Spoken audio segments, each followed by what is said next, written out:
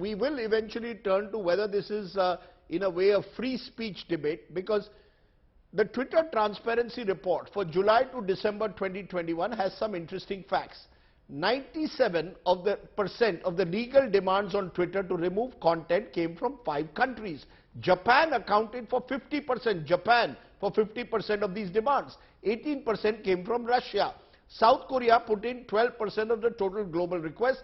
9% came from Turkey. India comes 5th with only 8%. However, when it comes to legal demands made to Twitter on verified journalists and news outlets, a different picture emerges. The Twitter transparency report for July to December 2021 says there were 349 requests from across the world. India topped the list with 114 legal demands, 33% of the global count, to either block or in some way bring down the accounts of journalists in India.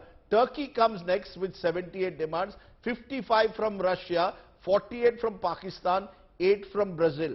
Interpret these numbers for us, Joyojeet Pal, since you look at research. Is this, when I look at these numbers, can we say that India alone is the only country where governments put pressure on social media giants like Twitter to bring down accounts, to block accounts? Is India in any way an exception?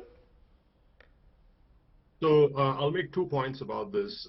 First is that Twitter and many other social media companies which are incorporated in the US go with something called Section 230 of the Communications Decency Act as a way of defending themselves in terms of content takedowns, etc. What that section essentially says, that if you are not a publisher, like if you were a bookstore owner, you're not responsible for knowing what every book says. Therefore, you're not responsible in the same way that a publisher who's responsible for knowing what a book says is. So in the US, this notion of free speech is really very constitutionally ingrained, where the idea of censoring a journalist would be really anathema. In comparison, we are seeing in India there's a lot more censorship of what is verified journalists. But at the same time, you have to keep in mind that India is one of the largest, is the largest, well, no, it is one of the largest markets for Twitter. So in any case, India is always going to be the largest in those, in that sense of strict numbers.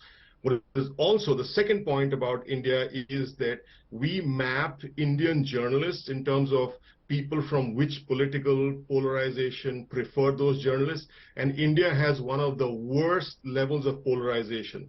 Like, there is a journalist, you can pick any journalist at random and we can map them for you. You can see that either only BJP people like it or only opposition people like them. So that sense of polarization is really huge in India. Given that, it is definitely reasonable to assume that some number of journalists would consistently be seen as posting stuff which is anti-government. Therefore, requests to have them censored should be seen from within that perspective.